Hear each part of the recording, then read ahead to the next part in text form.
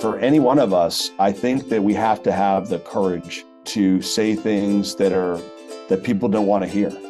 You can be positive about it, but yeah, I think that's important because we get too enamored with leadership, with companies, with politicians. We go on and on that are always telling us what we want to hear. Bad news needs to travel like a bullet train. Good news needs to travel like a Model T. Hello and welcome to the Mind Your Leadership podcast. I'm Karen Suk, and today it's my pleasure to introduce Chris Greco. Chris is the president and CEO of Storewise, Inc., a technology company specializing in automation software for food retailers, which notably thrived during the pandemic, nearly tripling in growth. His inspiring journey embodies resilience and success, evident in his book, 8 Steps to Overcoming Everyday Adversity. With a rich professional background at AT&T, Sprint, and Symantec, Chris' entrepreneurial expertise shines through. Beyond his career, he's a committed athlete residing in the Kansas City area with his family and their beloved rescue dog. Today, we will explore how we can increase our resilience facing adversity in uncertain times. So stay with us.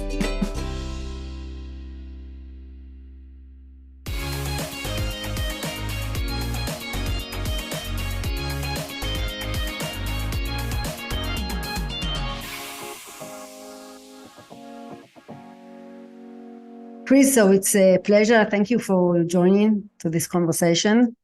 Likewise, Karen, good to be here. And I wanted to start, I love starting with a personal question and to ask you, what is the most challenging decision you had to make in your career? When I arrived at Storewise, the company, before I came here, the company was in a bit of a bind.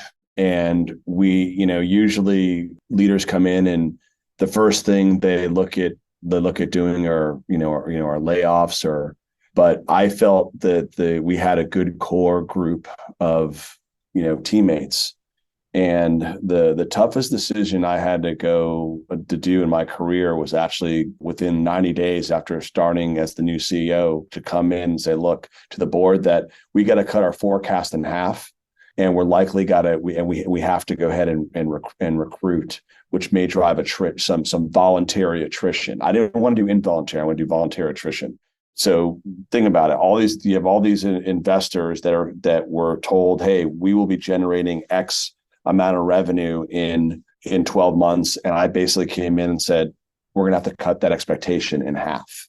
And so to tell 4 board members that they're all invested into the company as a first-time CEO wasn't easy. But it was the right thing to do because it set expectations that allowed us to operate in reality on what our forecast and what our actual revenue is going to be. So you actually needed to be bold in order to do that, right? To confront them and talk your truth. It sounds like. Well, yeah, and I never had. It's the first piece of news I gave to the board, right? And there's CEOs out there who'll say, oh, well, that's not that hard. It is hard because even though you're not saying, hey, we need to go ahead and cut the number of employees need to drive layoffs, it means that in order to go ahead and get better, we're going to have to go ahead and recruit. So we're going to have to cut the forecast and you're going to have to go and spend money. That's going to increase our cash burn. So what do you have to do? Then we have to go raise money. They already invested 3 times. This would be their 4th round. The 4th time they had to put money into the company. So look, it's not easy, but look, it worked out. Fast forward, 3 years later, we've turned the company around. We took on private equity as a major investor.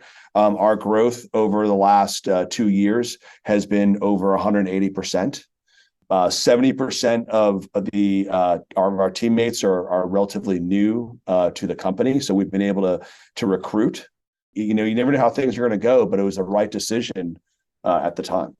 Yeah, but I think it's, as you said, it was the right decision, but you needed to have courage to confront them and not to please, like at the beginning, showing up fully with what you believe in and going forward with it. And this is really challenging because a lot of people. Yeah, I did get a comment from one of the board members, recently. He's like, he says, Greco, the person that you're not a pleaser. Right. And I think that on a personal level, for any one of us, I think that we have to have the courage to say things that people don't want to hear. We have to say no, say things we want to hear, and you can be positive about it. But yeah, I think that's important because we get too enamored with leadership, with companies, with politicians. We go on and on that are always telling us what we want to hear. Like I always say, like bad news needs to travel like a bullet train. Good news needs to travel like a Model T. That's what's important. I couldn't agree more, and I can relate with it because I think, yes, a lot of people are pleasing others, but not telling the truth. And, it's funny because today I gave a talk about mindfulness and how we can navigate our lives and our employees and our leaders and our businesses. And one of them told me, look, but when we are mindful, if I don't feel comfortable right now to do what others do, they don't like the way I act, what should I do? It will make unpleasant feelings. And I said, yes, but what does it mean about being mindful? You need to speak your truth. Yep. You need to show up fully. And sometimes you won't please others. That's okay. But you need to respect yourself and what you believe in, and then be authentic with it.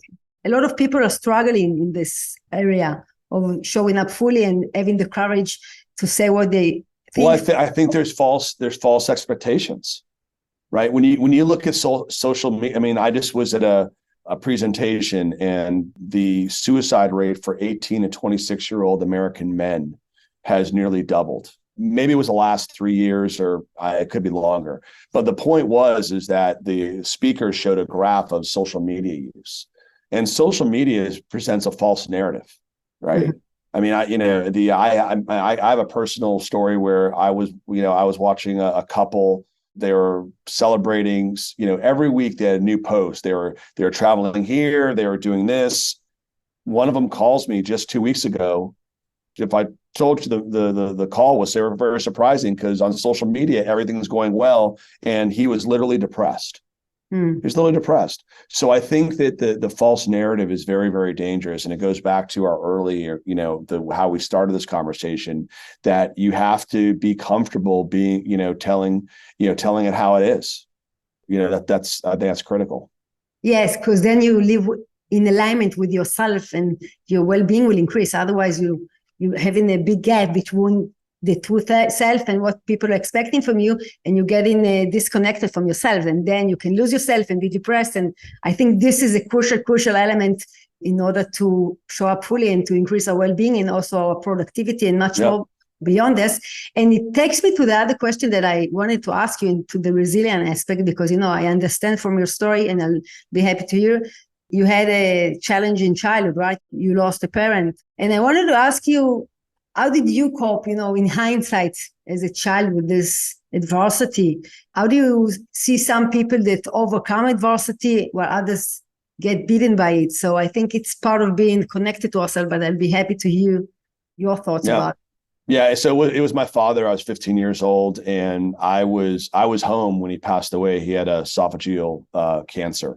My brother was 11. My sister was 4 years old. So we were a young family. And, I would just say there's, going back to our earlier conversations around setting expectations, and people are going to be surprised by this. But my mother told me, he passed away in September. She told me around March or April that he says, hey, Dad won't be around at Christmas. And so my mom she's still alive, is a realist, and she was really very direct with me. I was the oldest, and I don't know if that helped. That might have helped me kind of level set, and so when it did come, I was prepared for it. But you're never prepared for. You're not prepared for anyone to die around you. No matter, I'm not going to be prepared when my mother passed. She's 85 right now, right? That'll be very hard. But I think the way we dealt with it is that we had a very strong leader in my mother. That was she's super, strong. She, kept us together as a family. She basically said, hey, this is what we have to do to make it. And we have to work together.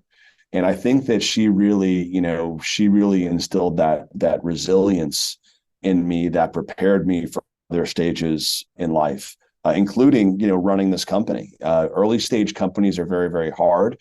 And I think that, for anybody recruiting a CEO for any early stage company that's going to deal with setbacks, cash issues, hiring and firing decisions, product investment decisions, customer onboarding. I can go on and on. I think resilience needs to be a top 3 quality for that CEO. And I think that, I'm really blessed by having a mother that instilled that in me at a very, very early age. So Chris, you actually also published your book about the eight steps to overcoming everyday adversity. Yeah, the title's a bit long. It's my first. I probably would have chosen a shorter title, but look, it was my first book. So I hope your listeners will give me a little bit of runway on that. For sure. So can you tell us a little bit what are these key steps that helps you increase resilience?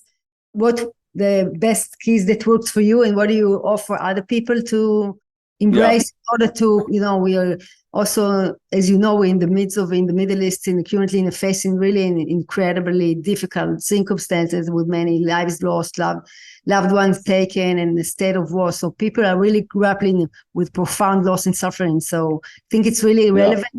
We talked about it in the beginning of our podcast. So I'll be happy to learn from your expertise, and I understand you have a lot of it.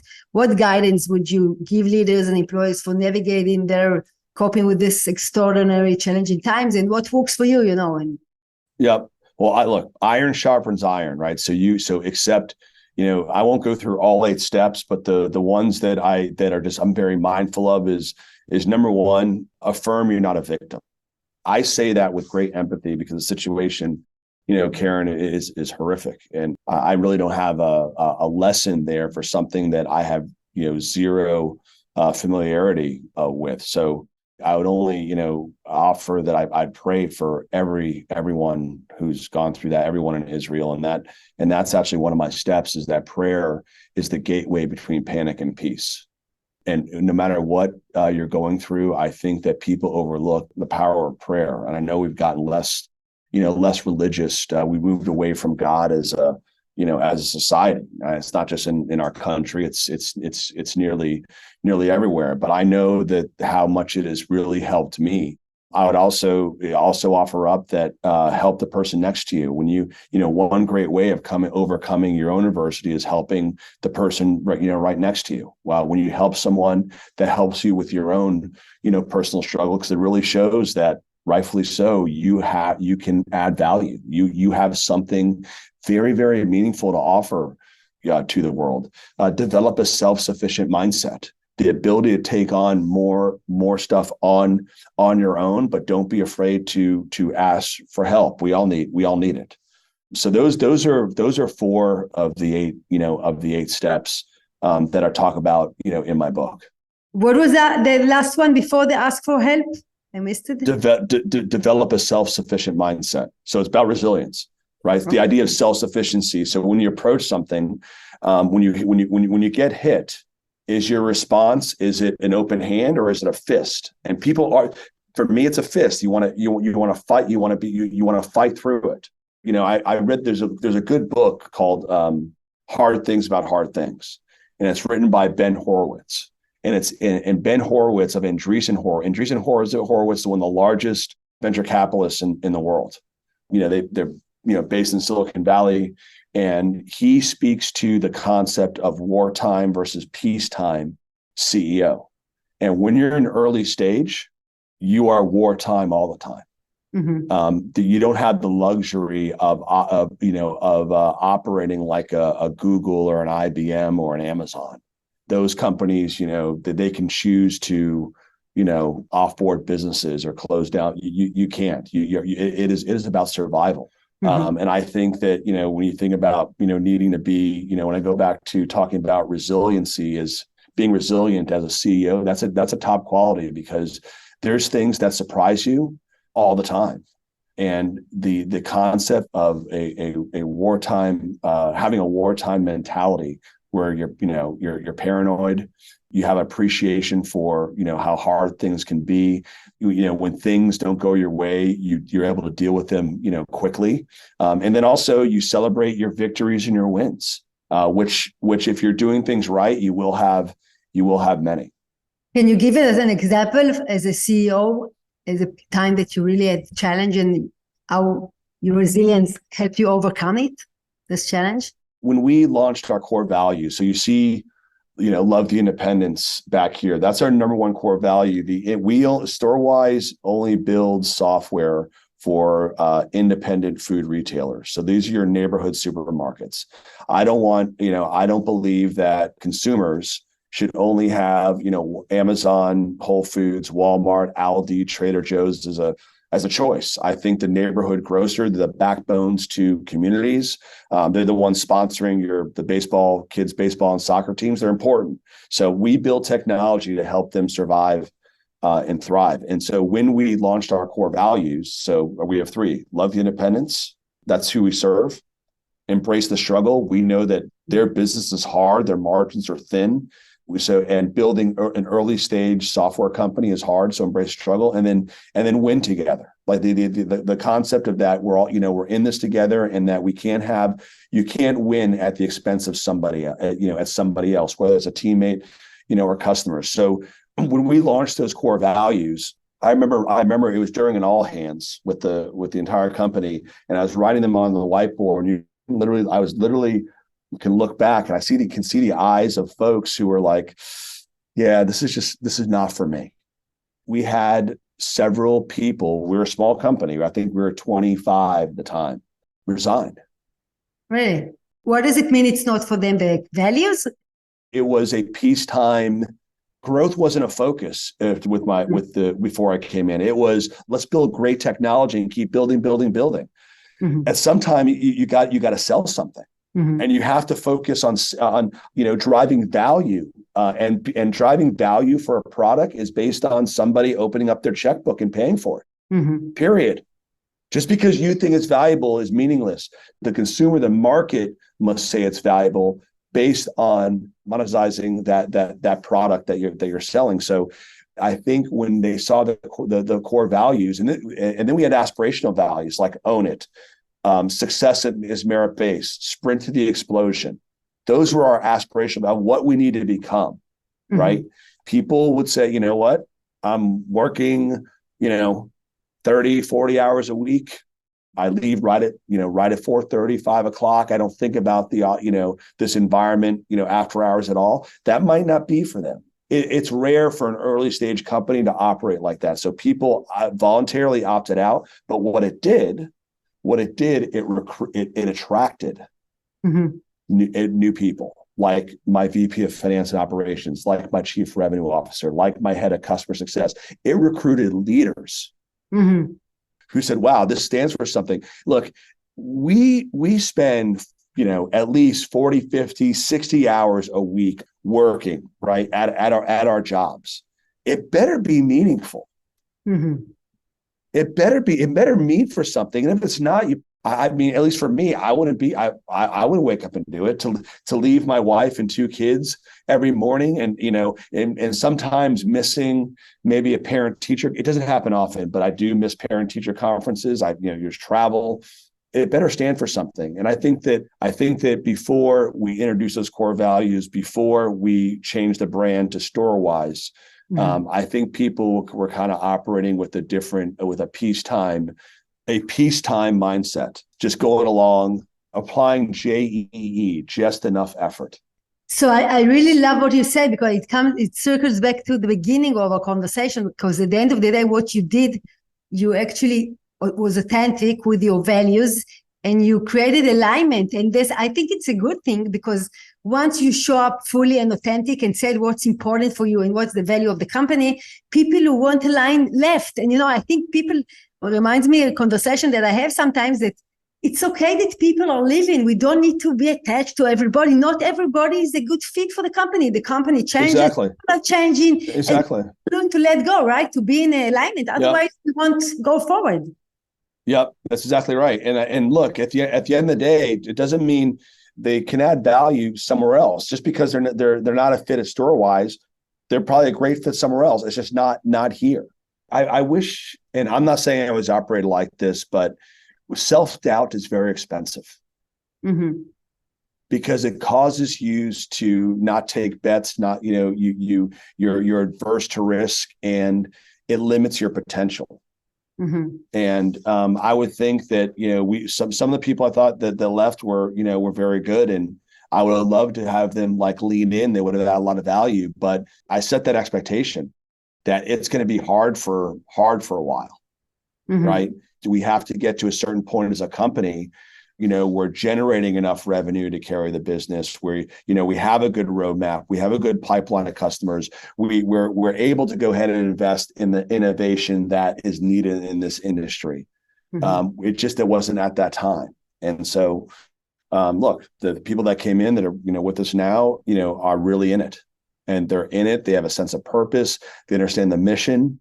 And I would say that we're all pretty much aligned. We're far from perfect, but are we better than we were yesterday? Absolutely.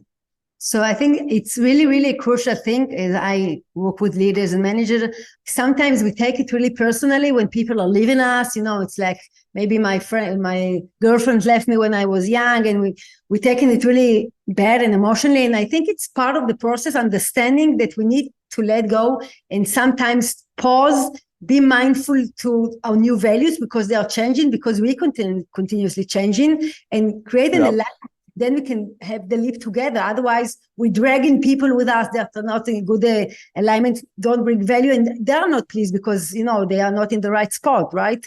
So, yep, totally agree.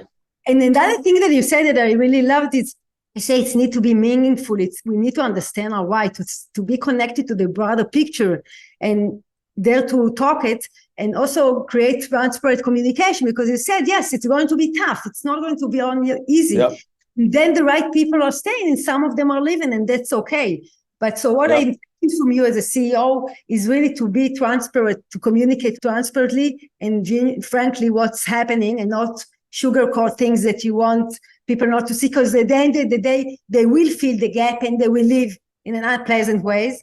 And you want to avoid surprises. In a paradoxical way, you're much more in control when you are really communicating with people the truth, right? Because you understand each and every one is in the space, and some of them good fit and some of them not. I really connected to this and the ability to communicate it. And again, it circles back to show up fully and authentic, and to dare to say what we think, even if people don't like it. And I feel it's a really crucial quality that people need to embrace nowadays. In order to be innovative and creative, we need to dare to not know always the answers, and to listen to each other, frankly, to their thoughts and ways of different viewpoints. Otherwise, we won't be able to move forward and to be in the cutting edge, because we'll make more of the same. And well, I do check-ins with some of our customers, and it was a year ago where one of our customers like, hey, I don't know if your team has told you this, but this feature, it's fallen short. It doesn't work for us, and I had to pull more out of my customer, say, look, that led to other issues, right? And, I brought that back to the team, in all hands, not criticizing them, rather, guys, what an opportunity we have, that instead of this customer saying, cancel this feature, I'm no longer going to pay for it. He gave us the feedback of saying it needs to improve, and here's what's needed, right? And the team took it seriously. I noticed, people staying late that evening, talking about it. There was communication back to me saying, hey, this is going to be improved, by this date. And I think it was healthy. The fact that we're very transparent about it, I was transparent about it as a CEO.